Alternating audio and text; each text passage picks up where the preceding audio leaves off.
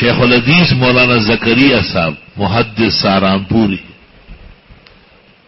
برکت المحدثین، شیخ المحدثین، ریحانت المحدثین، آئے بسیار خوب آس بطہرا کے نامی چیز. حضرت بھی سال بسال 2-3 سال میں تشریف لاتے تھے. اس وقت سہارنپور چھوڑ چکے تھے اور سہارنپور چھوڑ چکے تھے اور مدینہ منورہ متمکن ہو گئے تھے، لیکن جب وہاں سے واپس آتے تو پاکستان کا بھی دورہ کرتے. ایک آدھ دفعہ دارالحدیث میں تشریف فرما ہوئے.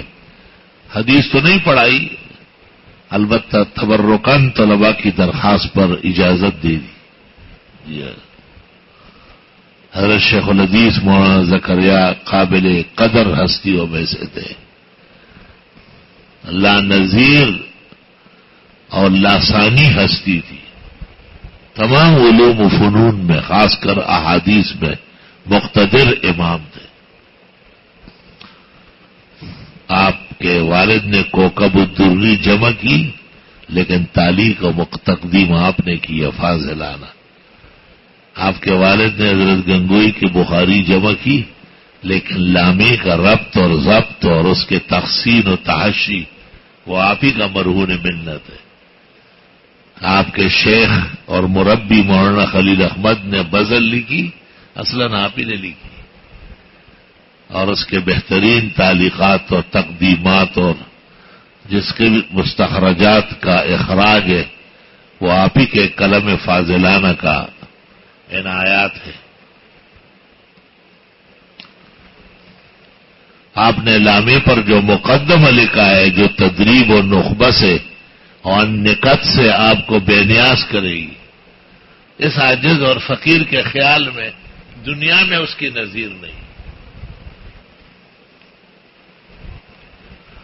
وَمِنَ الْعَجَائِبِ الْمُدْهِشِ وَالْغَرَائِبِ الْمُونِسِ بِأَنِّي رَأَيْتُ فِي الْمَنَامِ فِي اللَّيْلَةِ الْبَارِحَةِ. میں نے خواب دیکھا، ایک دسترخوان ہے بہت دور تک اور قسم قسم کے کھانے لگے ہوئے اور سب علماء داخل ہو رہے ہیں، وہ بیٹھ رہے ہیں. مجھے کہا آپ آگے چلے، آپ آگے چلے. آگے باقاعدہ جگہ بنی ہوئی ہے خاص بیٹھنے کی، اور اس کے سامنے سارے کھانے. مجھے کہا مجھے کس خوشی میں یہاں لائے؟ آپ آج لامے بیان کریں گے. یہ آج خواب دیکھا. میں نے غور کیا تو اب تک جو گفتگو ہوئی اس میں شیخ کا ذکر نہیں ہوا. بہت دکھ پہنچا مجھے. ایک بحر زخار رہ گیا کہ آج آپ لامے پر کلام کر رہے ہیں. لامے الدراری فی شرح البخاری، کیا کیا بیان کریں. ان کے والد جو تھے مولانا یحییٰ کاندیلوی، وہ حضرت گنگوئی کے بہت زیادہ منظور نظر تھے، دائمی خادم تھے اور ساری کتابیں مولانا سے پڑھی. جب دور حدیث کا نمبر آیا تو حضرت گنگوئی نے کہا کہ جاؤ دیوبند، محمود الحسن پڑھا رہے ہو، حدیث پڑھ کے آؤ. نہیں جی نہیں جی، محمود الحسن سے کیوں پڑھوں، آپ سے پڑھنا ہے. میرے آنکھوں میں پانی آیا ہے، میں کتاب نہیں دیکھ سکتا. کتاب دیکھنے کی ضرورت ہی نہیں ہے، میں عبارتیں پڑھوں گا. آپ کا جہاں جی چاہے کلام کرے، ورنہ چلے آگے. 3 سال بیٹھے رہے. تیسرے سال حضرت گنگوئی مہربان ہوئے، یا ان کو ترس آیا، یا یہ خیال آیا کہ اس کا وقت ضائع ہو رہا ہے. لاؤ بخاری لاؤ. بخاری لے آئے. وہ پڑھائی کا مسلم بھی لیا، ساری کتابیں لیا. سیاست پورا پڑھا ہے، پورا سال. اس وقت انہوں نے ترمذی جمع کی تو کوکب الدری ہے، اور بخاری جمع کی تو لامع الدراری. یہ اس وقت کا جمع کردہ ہے. بہت حیران کن کتاب ہے، اللہ آپ کو نصیب کرے.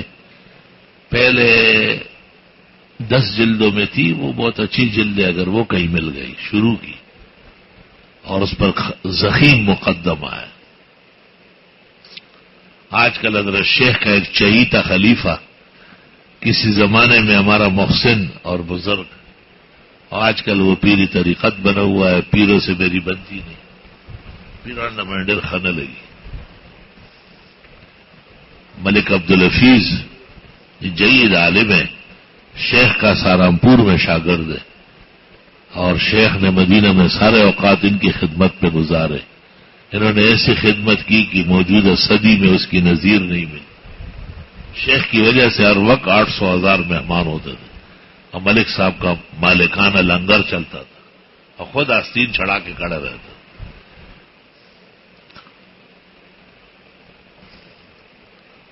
تو ملک عبدالحفیظ نے لامع الدرالی کو نئے شان سے چھپوایا،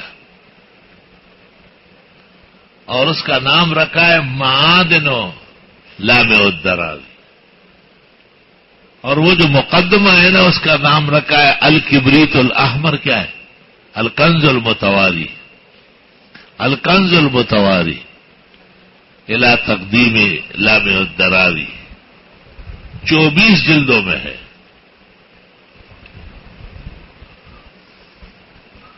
اس دن مولانا عزیز الرحمان، جس کو پیر عزیز الرحمان کہتے، مجھ سے بخاری شروع کرائی، پھر مجھے کہا آپ کے لیے ایک سیٹ جہانگیرہ بھیج دوں گا۔